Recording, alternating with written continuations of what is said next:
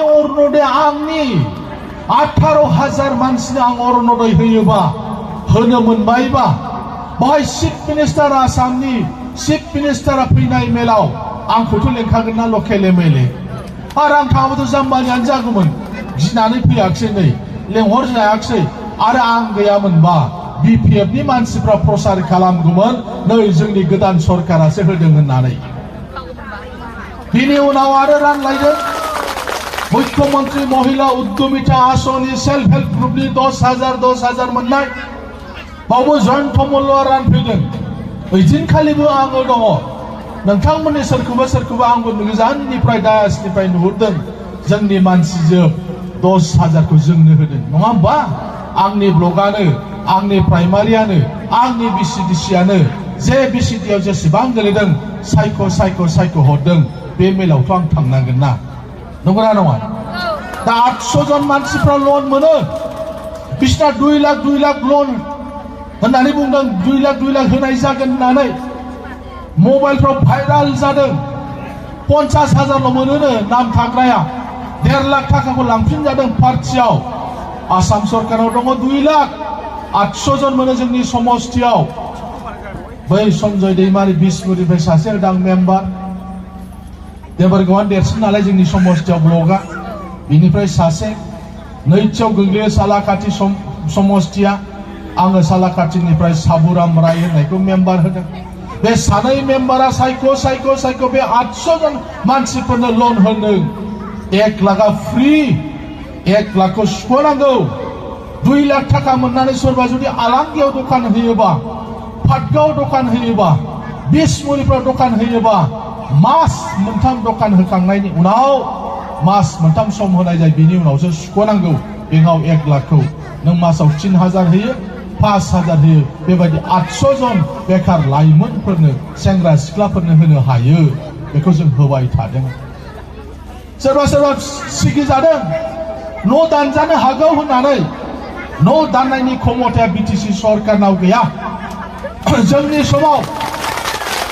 जोंनि बिसिडिसिनि चेयारमेनफ्रा जोंनि पार्टिनि मानसिफ्रा जायगा न'खर थांनानै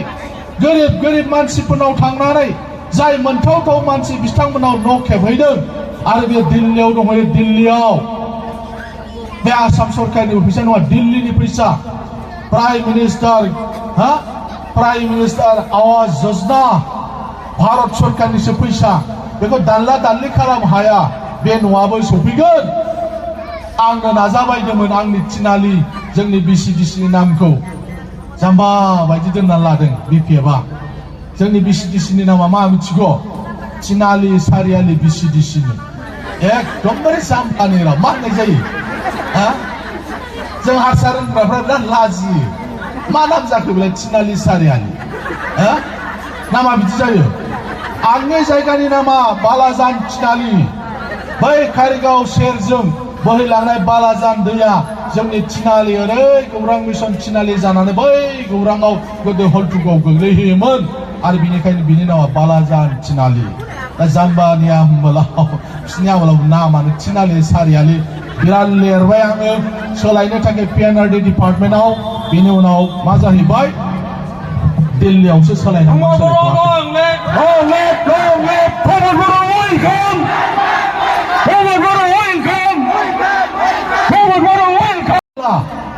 थांनाय ओंखायनो बिसायख'थियाव आं बुंदोंमोन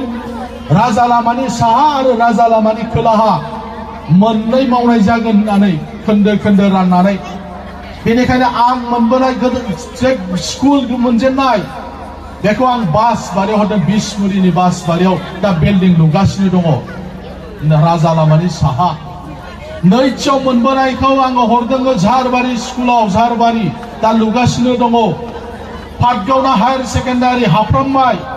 इसेल'सै फोथार सेराव नङा होनबा आरो ब्रैथियाव आं फरायनाय गौरां स्कुल गोदानै हाबनायखाय सालाकाथि स्कुल झारबारियाव हस्टेल लुगासिनो दङ बिसमुरियाव हस्टेल लुगासिनो दङ बेबायदि गोबां जायगायाव जोंनि खामानिखौ जों मावगासिनो दङ लामा सामानि खामानि मावनाय जादों जोंनि प्रमोद बर' सारनि बिटिसि सरकारनिफ्राय बहाबा लामा बहाबा कालभार्ट बहाबा कमिउनिटि हल बायदिसिना खालामनाय जादों बिथांनि सरकारनिफ्रायनो गिबिसिन आलारि सोरांजों मन्दिर बायदिसिना बानायनाय जादों आं एमएलए मोनबोनाय आसाम दर्शननि मन्दिर बाथौनि मन्दिर ब्रह्मनि मन्दिर ख्रिस्टाननि गिर्जा बायदिसिना जोंनि समाजआव जेसेबां दं मानसिफोरखौ नायनानै राननाय जादों बे खामानिफ्रा सोलिगासिनो दङ दा नैबे ओनसोलाव मा खालामनो जों होनदों आंनि पार्टिनि मानसिफ्राबो मिथियो जोंनि रायजो राजाफ्राबो मिथियो थांनाय समफ्राव आं बुंबोबाय थादों जे नैबे आलांगि ह'आवहाय रायजोनि हा बुरजा दङ नङा होमबा 30-40 बिगा पाटगाव आरो बिसमुरिनि गेजेराव नैबे आलांगियावनो मडेल कलेजखौ जों गायसनगोन होननानै आं बुंनो रायजो राजा नोंथांमोन क'क्राझाराव थांनांगौ गैया जनतायावबो थांनांगौ गैया पाटगावआबो जेन' खाथि जायो बिसमुरियाबो जेन' खाथि जायो ओंखायनो नैबे आलांगियाव होगोन होननानै आगोलनो बुंनानै दोनखादों क'क्राझाराव मोनथ'वाखै गंसे मोनबोगोन नालाय बेखौ बाहाय होनाय जागोन ओंखायनो एमएलए खौबो नांगौ रायजो राजा नोंथांमोन जोंनि एलपि एमइ हाई स्कुल जेफोर भेन्सार बिराद खस्थ' जाबाय सोरबा रिटायार्ड जाबाय सोरबा बोसोरनैल'सै रिटायार्ड जानो थाखाय नोंथांमोना नुदों आंखौ दाख्लै एसेम्ब्लियाव आङो एसेम्ब्लियाव बाथ्रा बुंदों बिटिआर रेकर्डनि 6.3 क्ल'ज बायदियै जोंनि भेन्सार एलपि एमइ हाई स्कुलफ्रा सरकारि जाजोबनांसिगौ होनदां आरो आंनि सोंलुनि फिननायाव आसामनि सोलोंथाइ मन्त्रि रनज पेगु बिथाङा बुंखांनायनि उनाव आसामनि गिबि मन्त्रि डक्टर हिमन्त बिश्व शर्माया बुंनो गोनां जादों जे क'क्राझारनि एमएलए लरेन्स इस्लारिया बुंनाय बायदि बिटिआर रेकर्डनि दफा बायदियै जों गासिबो स्कुल कलेजफोरखौ जों सरकारि खालामजोबसिगोन होननानै बिथाङा रादाय होनो गोनां जादों बिथाङा बुंदों बिटिसि सरकारा जेरैबायदि पास खालामना हरगोन आरो बे पास खालामना हरबोनानै एबार जों खालामसिगोन होननानै बिथाङा बुंनो गोनां जादों दाख्लै क'क्राझाराव भारतनि गाहाय मन्त्रि नरेन्द्र मदिया फैनांगौमोन बिराद मानसि लांदों बिथांमोना बोजोंनि लाबोदों जा जुब जुब अखा हादों जोंनि मानसिफ्रा हामथारदोंलै होनना बुंदों हामथारदों होननानै दा मा नंगौना नङा हामथारदों मिथियानो केन्सेल जाबा हामगौ बिसिना नंगौना नङा फैमाराखिसैबो फैयाखै गुवाहाटीनिफ्रायसो बुंहरदों गुवाहाटीनिफ्राय बायदिसिना भाषण होदों बिटिआर रेकर्डखौ बाख्नायदों बायदिसिना दावराव दावसिमोन आन्दलनमोन जोंनि दिनाव बिटिआर रेकर्ड खालामना होबाय आरो लोगोसे बुंदों बै पर्बतझरायाव बासबारियाव जोंनि बिटिआर रेकर्डआव मोनसे दफा दङमोन बे जाबाय रेलवे कच फेक्टरि नामखौ एसे सोलायदों बिसोरो रेलवे वागन वर्कशप होननानै बेखौ दाख्लै गायसन हरबाय अन्थाइ खाम्फा गायसन हरबाय 300 कोटि थाखाजों दा बे मावजागासिनो दङ बेबायदि गोबां दङ सिम्बरगाव माइनाव सोरां स्कुलजों नांजाबनाय बावहाय दा 35 कोटिनि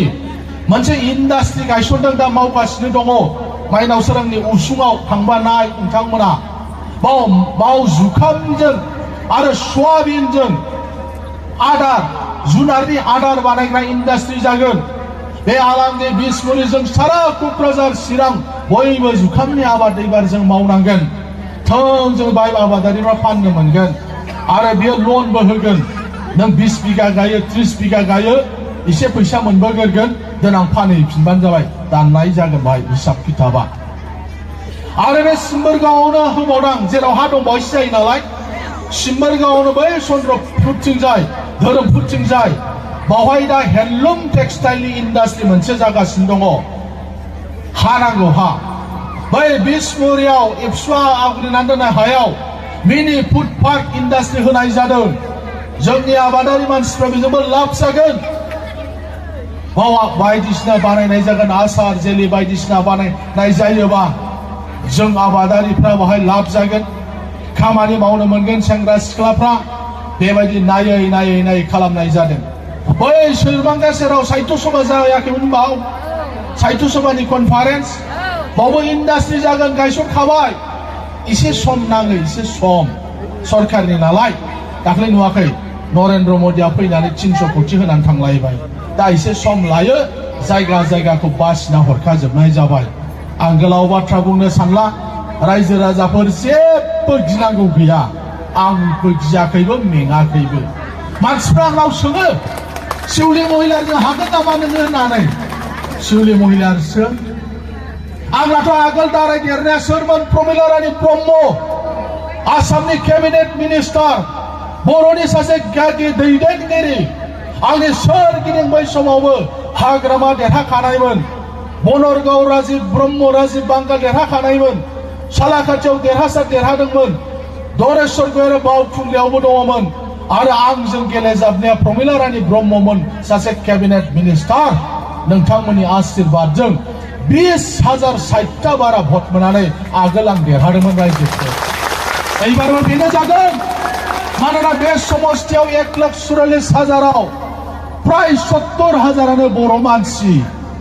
ट्राइबेल मानसि राभाफोर 1-1,500 दं राभा गामियाथ' जोंनाव बारा गैखायाना बै कारिगाव एसे जोंनि हल्टुगाव एसे सरलपारायाव मोनसे फिसा फिसा गासै माने 6टा गामि दङ बाबा 20 घर बाबा 25 घर जोंनानो बांसिन दा बे मानसिफ्रा बे बर' मानसिफ्रा जेरै स' थांगोन क'क्राझार समस्तिया बिदिनो देरहायो रायजो राजाफोर खबर ला नोंथांमोना खाथिनि आदिबासि गामियाव दाख्लै बेयाव मिटिं खालामनानै थांदों बिथांमोनाबो बिजेपिखौ मोजां मोनाखै एबार झारखन्डनिफ्राय फैदों पार्टी झारखन्डनि हेमन्त सोरेन चिफ मिनिस्टारा दाख्लैबो गसाइगाव फैनानै थांबाय बिसोरबो गेलेदों आरो जेराव गावसिनि गैया बिजेपिखौ सैया नालाय बिसोरबो जोंनो भट होगोन बेबायदि मेला जागासिनो दं रायलायनाय आरो खामानि मावनाया रायजो राजाफोर मालायखौ मा होनो बिजेपिखौनो सों नैबे जायगायाव आगोल चेयारमेना बिजेपिनिमोन बागानाव होदोंमोन जों साथाम बिसिडिसि चेयारमेन मोनदोंमोन जेरावबो दायो बिसोर दुखु मोननानै दङ माथो खेराया होननानै पस्टारावबो साफायबावाखै बिसिना एलायन्स लायनो साफायाखै बुद्धि खालामदों बांगालनि भट मोनथों होननानै मुसलमाननि भट बिसोरखि जाम्बा नामा सबसे बुद्धि गोरोङा मुसलमानफ्रानो नोंसोर पस्टाराव साफायामालाय मा जानो नोंसोर लोगोखा सानै EM होखाबाय सासे डिपुटि स्पिकार होबाय बेथ' जाम्बा नामा बे पार्टिया रागा जोंनानै दंजोबो आर मोनसे आशीर्बाद दंदेरबावो बे जाबाय बायद' प्रमिला रानी ब्रह्म मिथिबाय आंथ' बेखौ खुनुदिन रायबोफेराखै गोदोनिफ्रायनो बायद' नालाय बायद' मेदाम नालाय मेदामजों उन्दैनिफ्रायनो नाय आंनि आइयाबो आथबनि प्रेसिडेन्टमोन थिनालियाव आन्दलनाव फाउन्डार जोंनि जायगायाव नुलायलायनाय सिगांनिफ्रायनो बे सन्माना आहाबो दङ पार्टिनि खोथा बाथ्राखौ आं बुङो बिसिनि नीति आदर्शनि बाथ्राखौ आं बुङो खिन्थु मानसि हिसाबै आंबो बुंफेराखै मालाबा मिथिङावनो लरेन्सआथ' आंखौ रायखायानो आं मानो रायलाबायो मालायखौलाय नङा होमबा बे आंनि धोरोम नङा मानसिखौ रायना भट मोनो नामा जाम्बा होनलाबायो दा आंनि हिनजावखौ सिन्थाय होनलांबाय बावबाय बेंगलनि होननानै बेंगलनियाथ' बेंगलनिब्रा बाङालिर माथा मारवारिर खाथा माबा माबि होनलांला जोबबावबायसो बे जाम्बा प्रेक्टिकेलखौ लाबोलाबायनानै 15 लाख बिदोंमोन आंनाव 15 लाख माने सारनि समस्तियाव थांला 15 लाख नांगौ जाम्बा जादों आं नोंनो 15 लाख हरनो आं बेखौ लाबोदोंमोन गोदो ओइ श्रीरामपुर खाथिनि मानसि बियो उन्दै अनथावथाव गरिब मानसि सेरजा दामबाय बायो बे गान खननायफ्राव लाबो बानायबाय आङो दा आंखौ मानियोलायनो खिन्थु 15 लाख नांगौ नै अशोक गयारि बोरै बाय बेनाव फन हरो लाउदाव होना खोनासंबाय आंबो खोनाबाय 15 लाख हरबा आं लरेन्स सारनाव थाङा बेथ' आंखौ अनखायोबो नै बेबायदि दा बेंगलनि रायजोफ्रा रागा जोंदों मानो बिदि होनलाबायनांगौ नङा होमबा आंनि हिन्जावा बाङालि नङाथ' आंनि हिन्जावा बर' बेंगलनिबाबो बर' मिडियामसो फोरोंदों आंनि हिन्जावा आंनि फिसाफोरखौ मिथिगौ मालाय बायदि नङा बर' मिडियाम आं रोङाबाबो फोरोंगोन होनग्रासो दा रागा जोंना दाख्लैनिफ्राय गिदिंगासिनो दं नोंसिनिथिंजाय मिटिं खालामदों आदिबासियाव हाबो साद्रि रोंगौ आंनि हिन्जावा आदिबासि गामि भट बिगासिनो दं लोगो जाजोब्बाय आदिबासि हिन्जावफ्रा आंनि हिन्जावा नेपालि रोंगौ नेपालि गामि बेरायगासिनो दं आंनि हिन्जावा बाङालि रोंगौ मेरला सानसेयाव आंनिफ्राय बारासो मिटिं गागासिनो मैयाबो 10थामोन बेना आरो बे जाम्बाफ्रा मिथिया गावसिनि शिवली महिलारिनि बिमायाबो बेंगलनि मिथिबाय बेनाबो हिनजावा बेंगलनि दा जियानो जाया मानो बिदि जानला मोनला बाथ्रा बुंनाय बिसिनि पार्टिया खालामगासिनो दं एक्टर एक्ट्रेस लाबोयो जखार लाबोयो खोनासंनो थांना मानसिफ्रा एसे मानसि जानायखौ जों नुयो गोनो गोथो जालाबायदों जोंना बै आलांगियाव थाग्रा फंबायफ्रा दाख्लै थांदोंमोन फैफिनजोबलायबायना दाख्लै आं साहा लोंफादों ज' सोंदां बेसेबां मोनबोखोब्रा होननानै गैया हराखै फैसा मिथिबाय दा मेरला बेबायदि मानसिफोर दं जियानो जाया मानो आरो खुब धैर्य लादो सप्तासे दंबावो जेबो उलट पालट साननांगौ गैया बे समस्थियाव जों देरहागोन एसे बुंबाय दै आरो माखासेबो बुंथ'ला हो सप्तासे दंबावो नालाय सबखौनो खिन्थालाङोबा उल्टा पुल्टा खालाम हागौ बिसोरो ओंखायनो आं बयनिसिमबो खर' गंग्लायै आङो निमाहा बिदोङो थांनाय 5 बोसोराव सोरबा दरखास्त हैदोंमोन हरजोबनो हायाखिसै सोरबा माबा लुबैदोंमोन रायजोनि जानानै थांदोंमोन हरजोबनो हायाखै खारनखौथ' आं बुंबाय थाखादों आंजों लोगोसे सासेबो जोंनि क'क्राझाराव EM गैयाबा MCLA गैयाबा एथ' गिदिर समस्थियाव आं हारसिं हाजोबो नामा सोरबा बुजियो सारा थिखौनो बुङो होननानै जिरायहोयोथ' आङो नङा होनबा आंनि न'आव रायदावोथ' आं मानसिफोरखौ बेनाव बिदि थांनो हागोन नामा बे न' गंसेयानो बेनो हाग्रामानि बेनो सिउलिनि दरजा खुलिगोन जाया दा ओंखायनो बेबो आंनि थाखाय बोरसो जाबाय बिदि केन्डिडेट मोननाया रायजो राजाफ्रा दा बिराद रायलाय सोलायदों जानाय नङा होननानै जियानो जाया मानो बयनोबो आंनि खुलुमनाय सिबिनायखौ बावनानै आंनि बुंनायखौ बेयाव फोजोबो गोजोन्थों जोबोद गोजोननाय थाबाय जोंनि बिजाथि लरेन्स इस्लारि बिथाङा गावनि बेसेन गोसा बिबुंथिखौ लाखिबाय आरो जों बोरैबा देरहानो हागौ रायजो राजाफोर माने ट्रेक्टरा 2 नाम्बाराव दङ दै ओरै होबाबो एसे खेल लादो नङा होमबा एखमबा फोरोङो ओरै थागोन होननानै एखमबा ओरै आं दाख्लैनिफ्राय बुंबाय थादों आंनि नामखौबो दानायसै खालि ट्रेक्टरखौल' नागिरदे सोरबा आंनि नामखौ बुंनो रोङा नालाय लरेन्स होनांगौ लरेक्स होनलायलाङो ना ओमफ्राय नाम थाम दानाय मिथिबाय डाइरेक्ट ट्रेक्टरखौ नायनानै जाहाथे ट्रेक्टराव भट सौवो खावलायबाय गोजोन्थों गोसोआव लादो